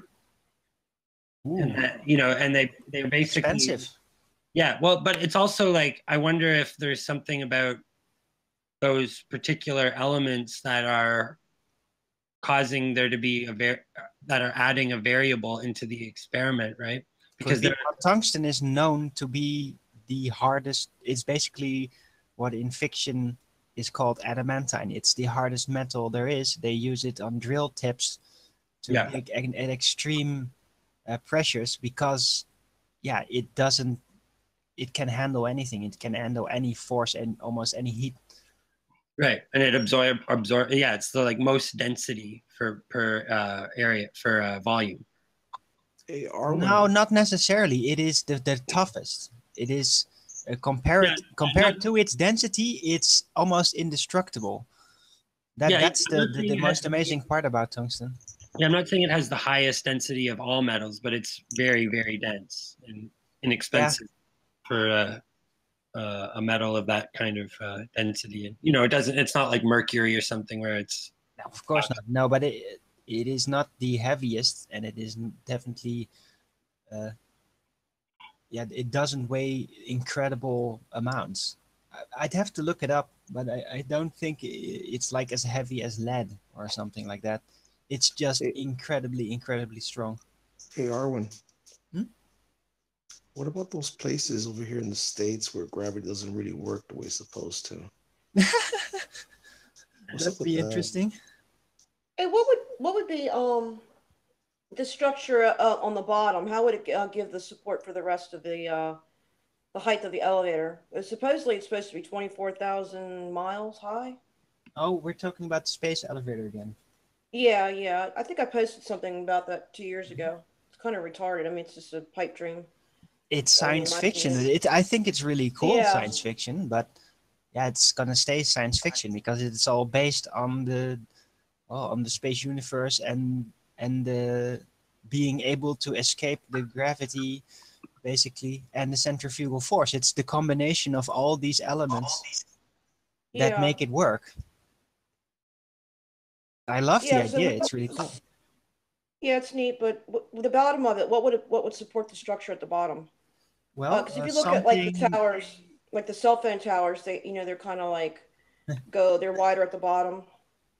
Well, the thing is with this type of system is that basically what they need is a very tough material, like well, I'm not gonna say it literally, but something like iron, like what steel is used for in bridges, because it has to be able to take not a push force, but a pull force, and steel is very good at holding together when being pulled at, because the structure of the entire thing, because it's being centrifuged, it's gonna be pulled on. So it's not going to be like pushing down, standing like a big needle or like a big monument or anything. It's going to be so tall that it's going to be basically pulled off the earth. And so it has to hold together. It has to hold strong. Somebody told me it would snap That's the in half concept about it. if there was a rotate spinning motion to the earth. It would snap in half. Of course, it's not going to happen, but that's the theory about that, how that's supposed to work. Or does someone have the correct adjective? Because if you have forces that are having a centrifugal force applied to them, I know that the word isn't centrifuged. Maybe it is, but I'm sure that sounds wrong. Yeah, you have to think about the temperatures too. As Spun? you go up in altitude, these temperatures go down to minuses. Oh yeah, that's that's an entirely different matter altogether. The temperature layers. Although I'm not too sure if the object is going to be relatively to the Earth. The space elevator is going to be pretty much stationary compared, and I think that this temperature layer is not necessarily doesn't necessarily have to do with just being in that location. It's more like supposedly moving through that location at extreme speeds is going to cause all that heat, although I'm not 100% sure how that works. It would be like it would cause shear stress in the materials. Yes, pulling stress. Yeah, Mhm. that would that. And That's why you would need a like a steel-like material that can take a lot of pull strength, something like that. Something probably more along the lines of like a high-tech carbon fiber, like some of those lightweight nanomaterials that have an incredibly high that can withstand incredibly high tensile stress, because the weight becomes a big issue, right? So you end up needing to have this. You're constantly struggling to balance the like capacity for stress with weight, and I think that in the end, what they find with things like that is that you want to use something like these advanced carbon fiber type materials, like like the things they build F1 race car bodies out of and things like that. Yeah, super light but super tough, flexible, strong material that can take a lot of pull. Yeah. Oh, and Nathan, I just wanted to say, yeah, it is centrifuged. Or is that the correct word? Yeah. Oh, I stand corrected, Darwin. Sorry. It doesn't feel right, does it? It sounds wrong. Yeah. But it's correct. I'm sure they would put some type of windows up there to fake the curve. Obviously, I think it's exactly what they'd probably do. Well, it'd be great. You could put like a camera every mile, right? You could, and then you could watch them all together on like a giant multi-screen.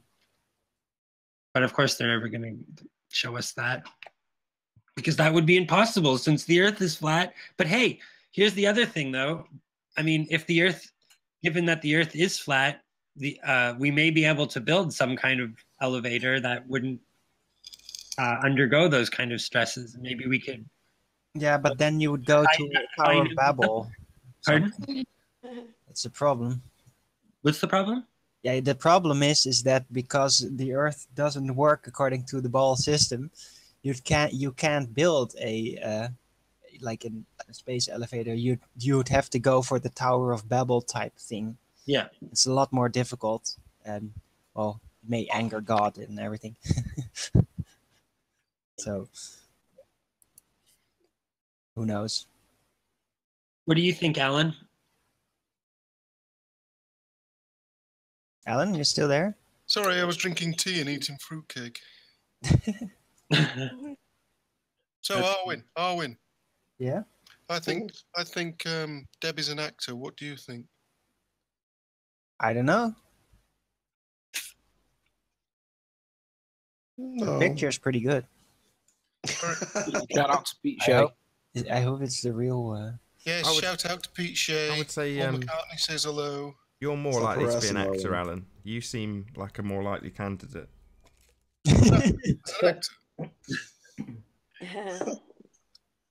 We're sleeping. There he is. You know, you've got your little character. She could be hiding in plain sight, though, Nathan. I think They're you're hiding sneaky. in plain sight with your, you know, your character and your narrative. Okay, then here's a challenge. I'll turn my camera on if she turns hers on. Oh. Sounds like a deal. Who goes first? Her. But I don't No. care. Ah, no, I no, no. literally No. don't care what either of you I look don't- like. Does You're anybody the one in the throwing the audience care? accusations. You'd have to Debbie, go first. please do it. I really want to see Alan. Can I want to see Alan as well. you take one for the team, Debbie? Yeah, I'm not going on camera. That's okay. Uh, Just That's kidding probably around. not- Exactly. Yeah, but I want to know would Alan go on camera? You had your chance, Tony. She let you down. Like you guys would say, what difference would her face make? Well, Wow. We'd have to see it to confirm We she find does out actually the happen. Hollywood A-list actor. It's actually Angelina Jolie.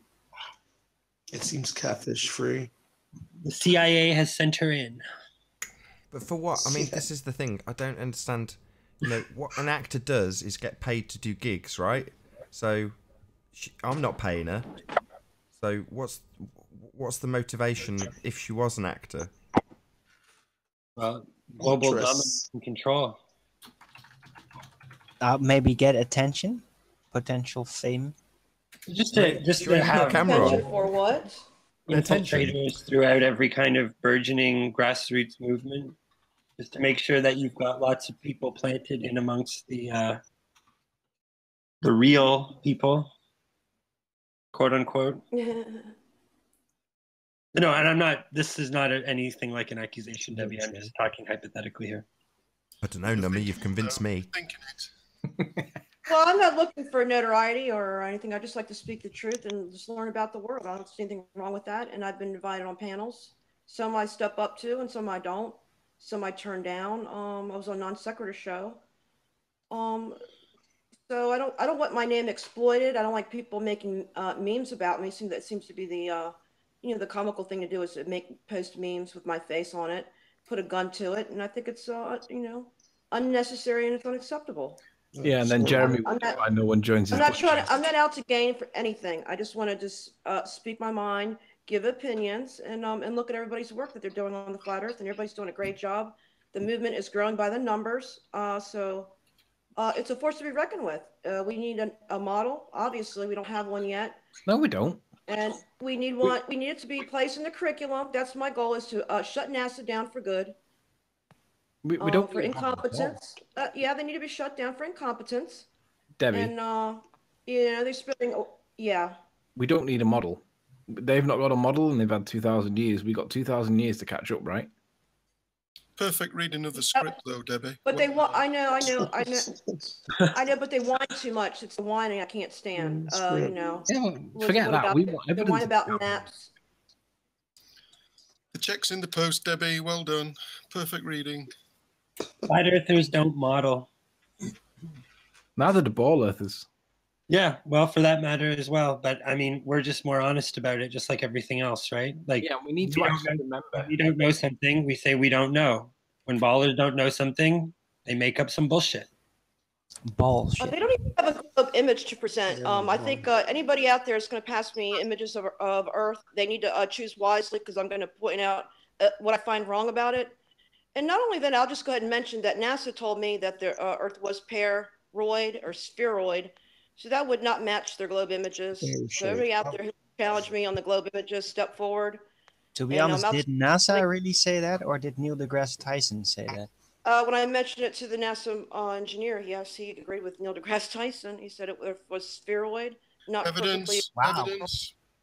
Paroid. I like that word, paroid. It's like paranoid, right? Like these ballers, they're paroid. Supposed to be the expert, astrophysicist. Paroid. Paroid. Well, But are they paroid enough? Reviewed by NASA now as well. I think you'll find Earth is shaped like a truffle.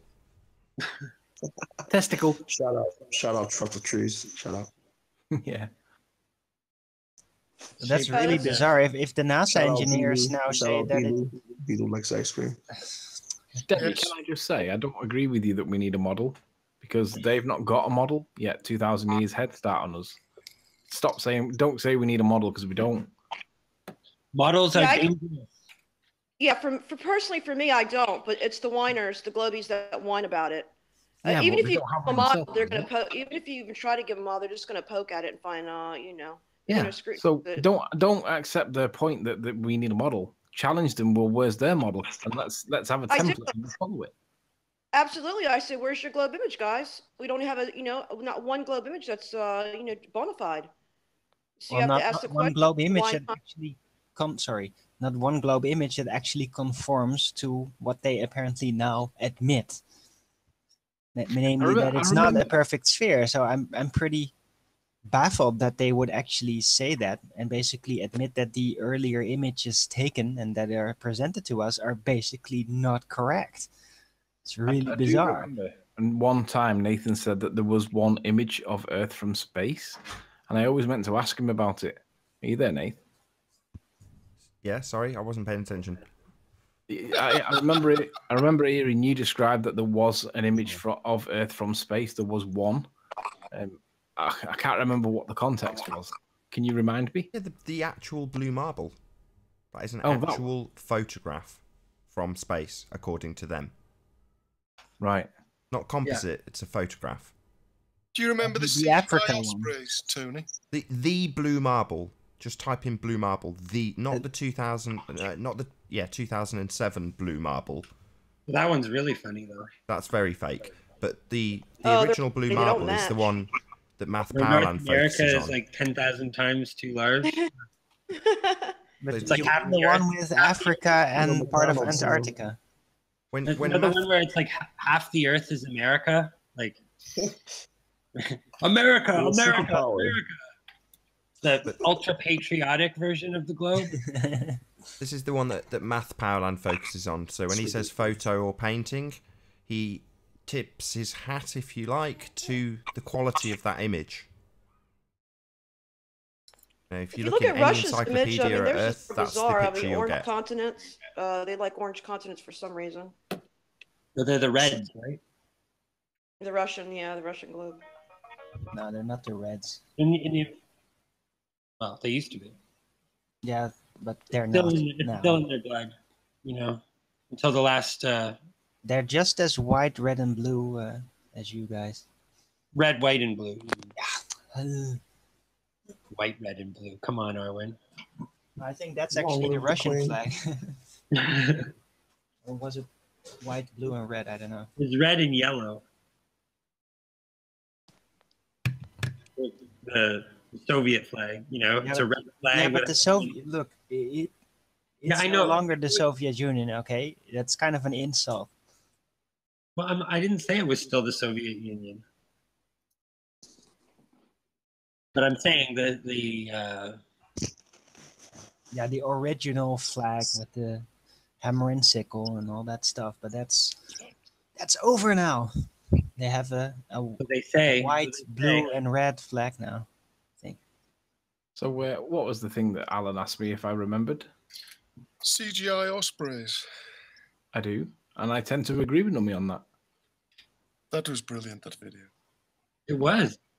It was a brilliant analysis. Unfortunately, it was judged by consensus. Lost on many because the argument against it was CGI ospreys. Yeah, so it was judged by consensus rather than the merits.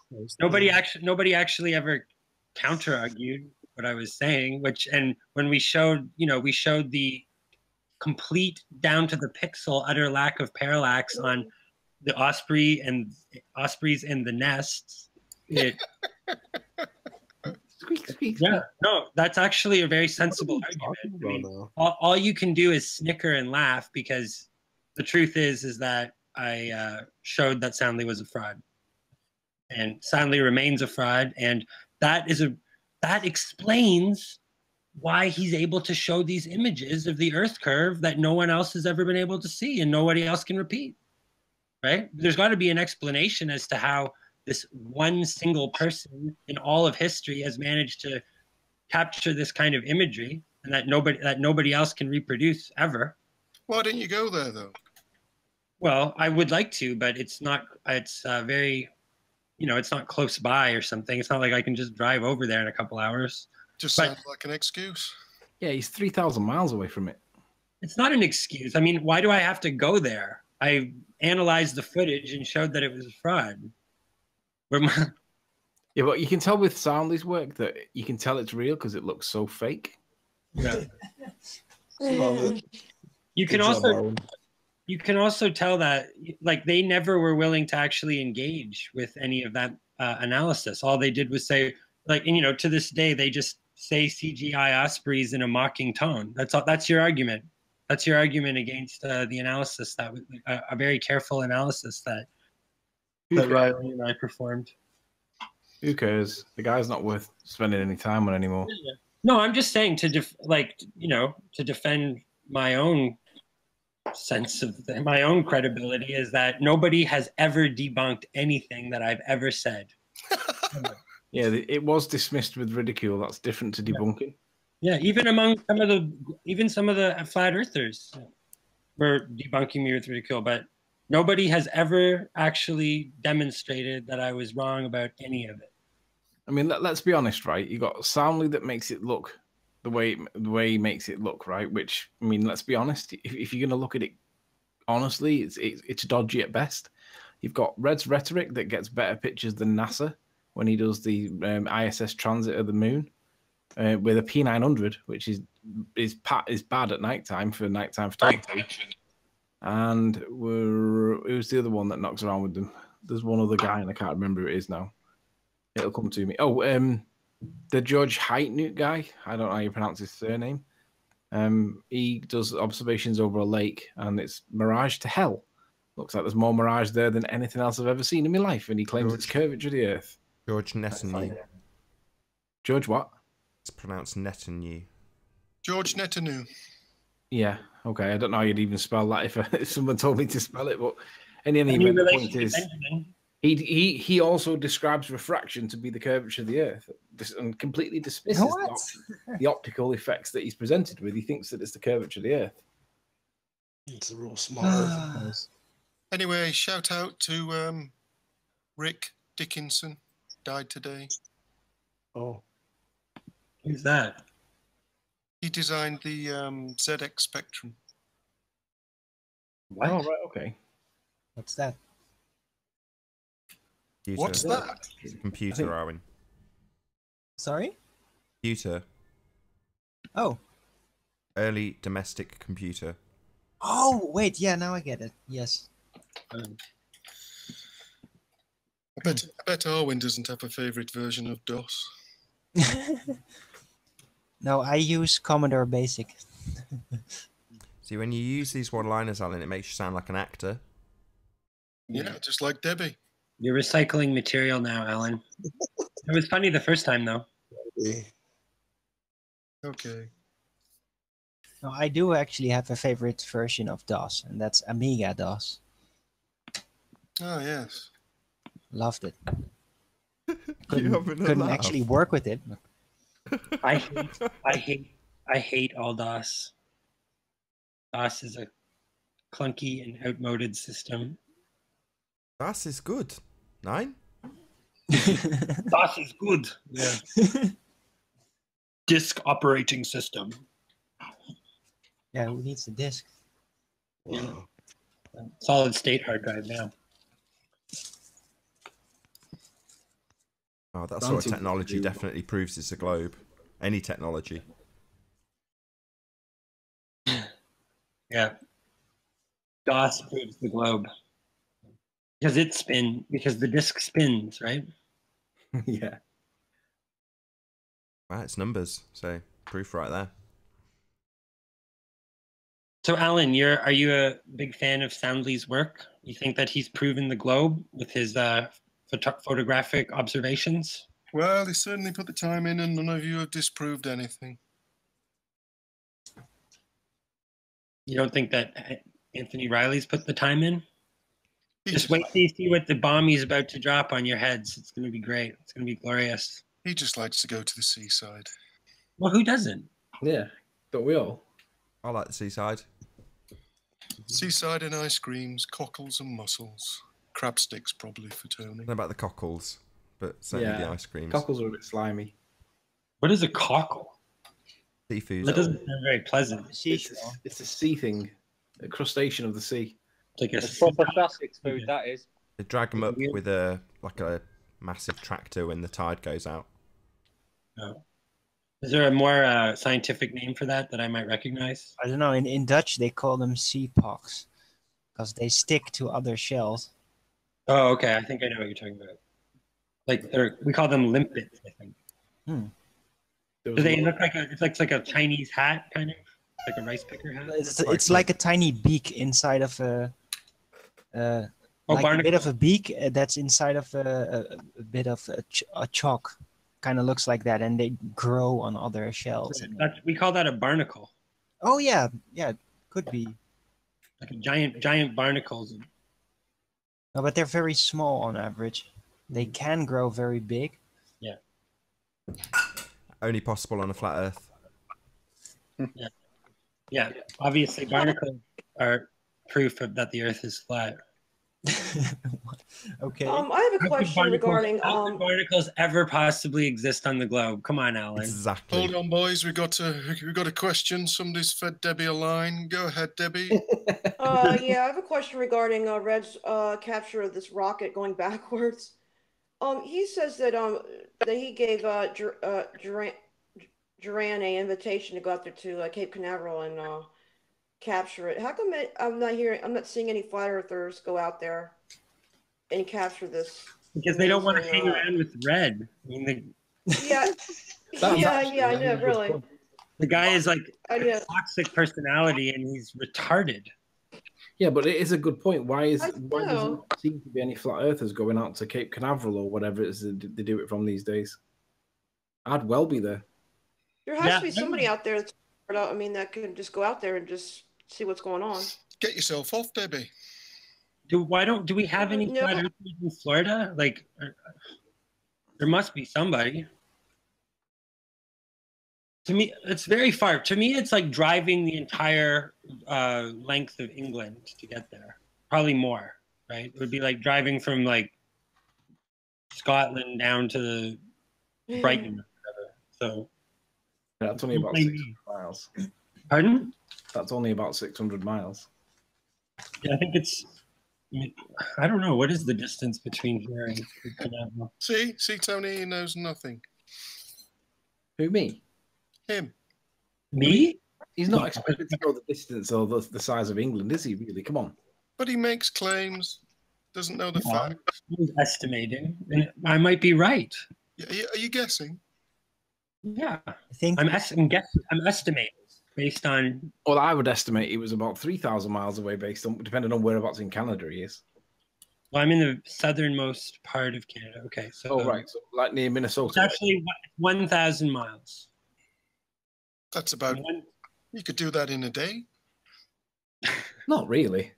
1,000 miles. Alan, what are you talking about? Is he flying a rocket? Yeah. You could probably do 400 miles in a day before falling asleep at the wheel. Well, the trick is to get two people in the car, Tony. So it's like two.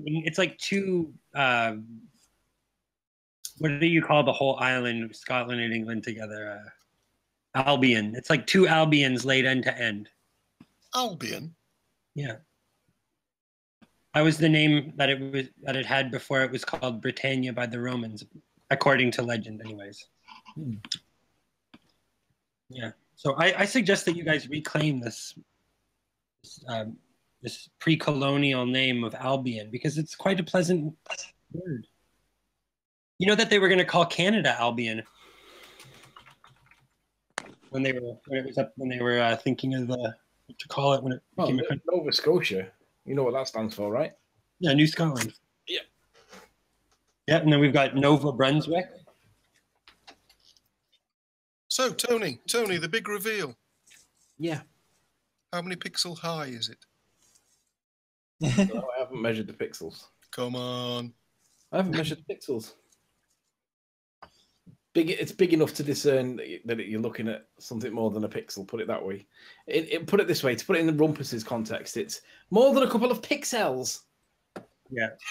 Quite good now. Yeah. It's obvious. It's blatantly obvious. Yeah. He hasn't seen it, but I've described it to him in full, so he knows exactly what he's to expect. And if he's on Friday, on Saturday, we'll reveal it on Saturday. Because I want him to tell us what the weather conditions should be. And if he tells us what the weather conditions will be or should be on his predictive model, then we'll do it on the Saturday. If not, we'll do it on the Sunday show.